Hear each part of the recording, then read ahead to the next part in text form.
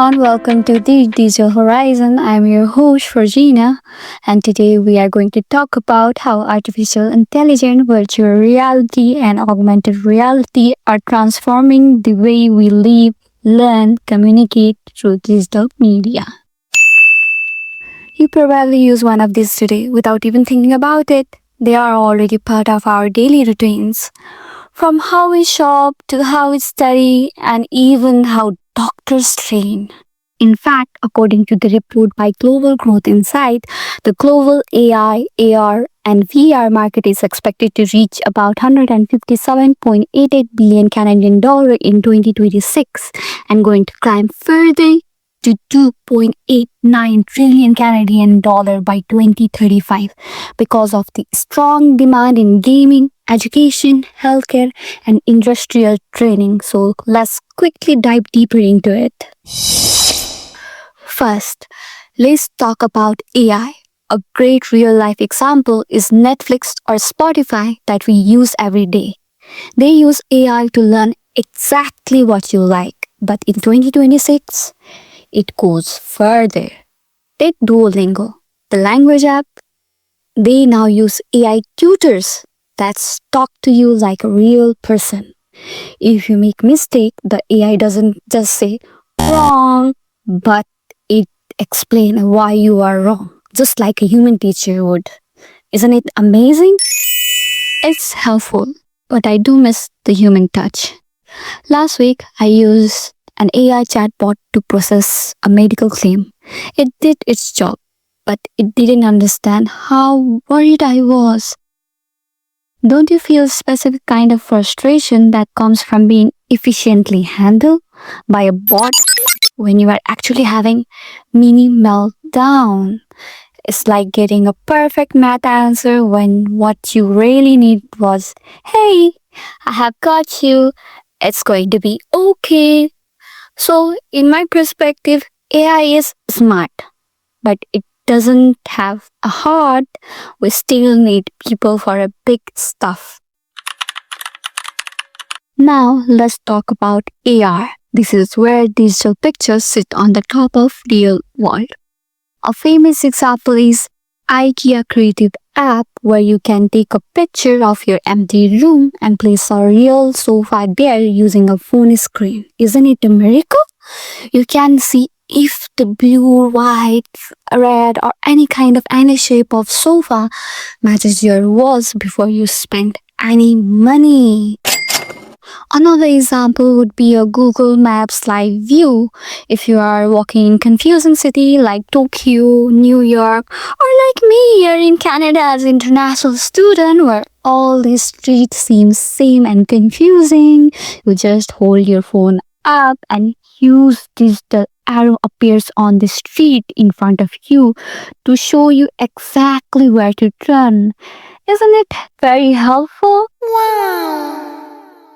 Finally, let's talk about VR. This is when you wear a headset and enter a 360-degree digital world.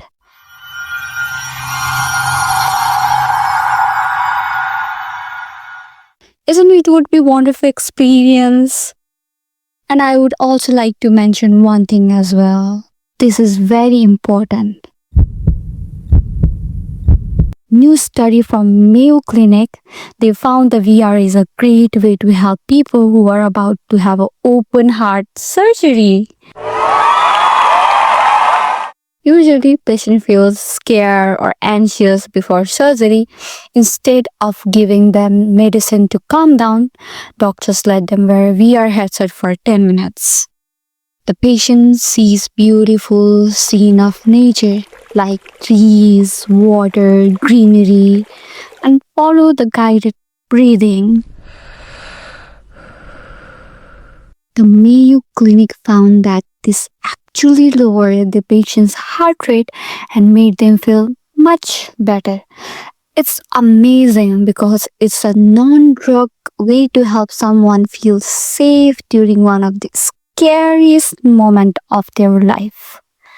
Think about that. Oh, another thing. Do you know that one of the biggest users of VR today is military? Yes, The military uses VR to train soldiers for uncertainty. In real world, you can't always predict a storm, a sudden equipment failure, or hidden danger. In VR, soldiers can create those exact what if moment over and over again. So you would be thinking, why is this better? Well, it's cheap. Traditional military training is incredibly expensive. You have to pay for fuel for jets, serial ammunition, and travel to big training grounds. Plus, real equipment can break. In VR, even without using a drop of fuel, you can fly $1 million jet or fire a weapon thousands of times for almost zero cost. It's safe, low cost way to make sure soldiers are ready for anything before they even step onto a real battlefield. It's interesting to see how technology that started for a game is now the main tool for keeping people safe. It takes the scare factor out of learning. Technology isn't just for games, it's becoming a digital medicine. It's make me feel helpful that they can be used to care for our emotion, not just our data. So all these examples shows that tech is very useful, but it changes how we act. For example, because of AR shopping, we don't go to the mall as often as we used to. Because of AI, we don't have to search for things. The tech just automatically recommend it to us.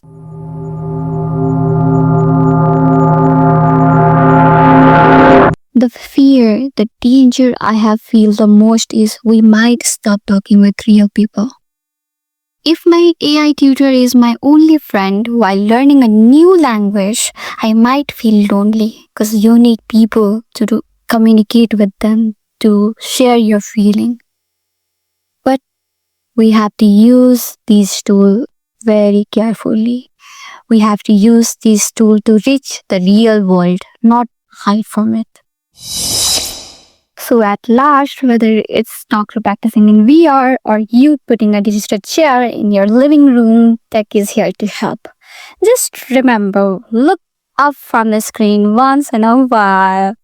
Thank you for listening. I am your host, Regina, and this was the Digital Horizon. See you in the next episode. Bye bye.